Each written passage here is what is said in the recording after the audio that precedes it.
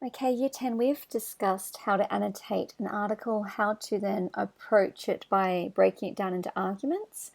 We've discussed the introduction and the body paragraphs, and we have hinted that we do need to also analyze the image within this analysis.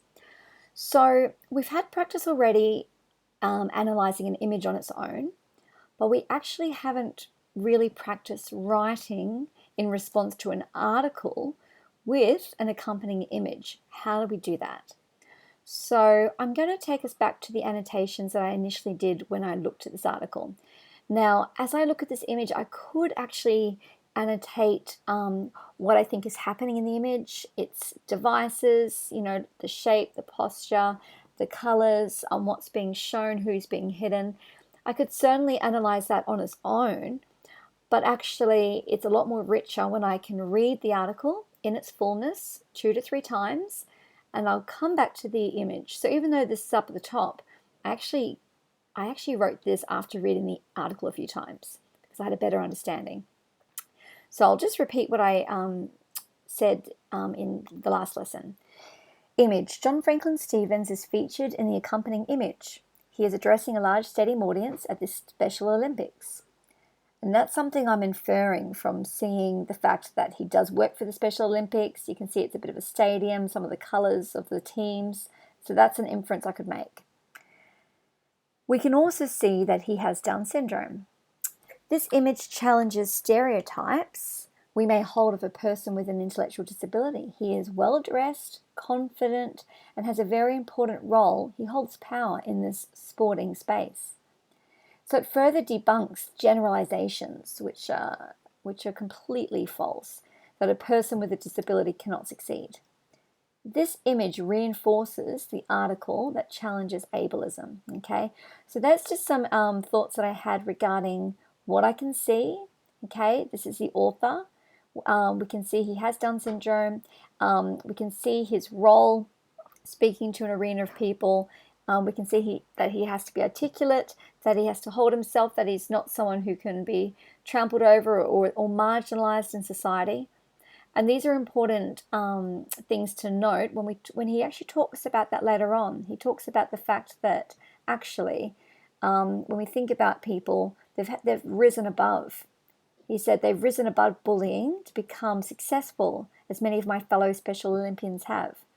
So I don't know whether I think he also is an Olympian, but he and his fellow Olympians, whether there's a disability with a physical or a mental disability, where they, like using a wheelchair or using other aids in order to still compete that sport and do that at a national champion level.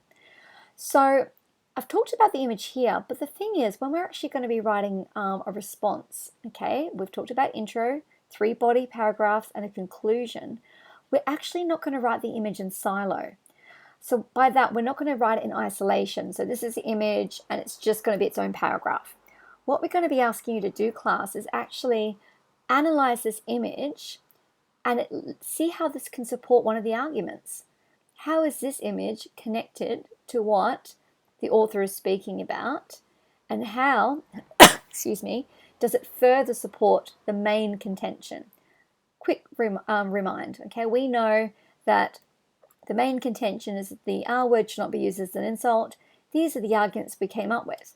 So actually, out of these 4 arguments, having a think about how can that image of a strong, successful young man with Down syndrome, how might that be connected to one of these arguments? Okay, now I've thought about that, and I would suggest that out of all of these arguments, I would actually suggest it best supports this argument. Okay, the argument that people living with an intellectual disability, they've conquered incredible feats. Okay, they've actually done incredible things, and that should be considered with honor. Okay, so the fact that these people have made it to the Olympics, it's a very rare thing to do. It's an incredibly special thing to make it that far. So I would suggest that of all these arguments, the image supports this argument well. With that in mind, I'm going to work from that argument and bring it down. So already I've worked through with you yesterday the introduction argument, and you will remember, introduction paragraph, and you will remember that was based upon this argument. Then I asked you to choose 2 of these 3 arguments or create your own. Now, you may have chosen this one, or maybe you haven't. But what I'm going to do is I'm not going to write the whole body paragraph for you, but what I'd like to do is use this argument, which is down here, and I'm going to show you what I would write about the image. Now, remember that what I've given you here, this is not the full paragraph. This is not covering all of this. What it is doing, though, is showing you how I can analyze the image and connect it to the argument. So this will be maybe one of the devices, and maybe the other one might be the language, or and it may be the only device, that's fine, but you would need to talk about its effect and its purpose and go a bit further. So paraphrase, the second argument, I said this in the paragraph. Stevens argues that people living with an intellectual disability are capable of incredible feats. So I think that's one of his arguments. Their courage and resilience, in spite of incomprehensible challenges, should not be regarded as pitiful, but as a badge of honor. And I've actually quoted him there because that's exactly what the words he uses. Now, this is when I connect it to the image. This is effectively reinforced by the accompanying photograph of the author. This image, the photograph, it shows Stevens addressing a stadium audience at the Special Olympics.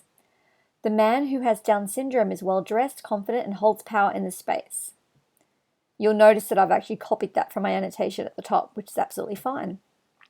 This crushes societal stereotypes about what can be achieved by people living with an intellectual disability. And then I've gone a bit further. So not only does it challenge that, which is a part of that argument, and it challenges the power imbalances of ableism that are perpetuated by language. And boom, that's where I've actually now connected the image not only just to the argument, but also to the contention that language is important. We shouldn't use that word as an insult. So I am going to ask you now to take a moment to look at the image. I want you just to take notes down if you haven't already about that image. And I'd like you to see whether you can have a go at just adding maybe a line or 2, talking about its effect on the audience. How might this image influence the audience's emotions and thoughts? Okay, and for what purpose? So if you can just answer those 2 questions, you only need to say that in 2 lines. I've pretty much written it here for you. Add to that, that would be powerful. And you don't need to add it at the bottom. You can put it in between. You can reword it around. That's fine.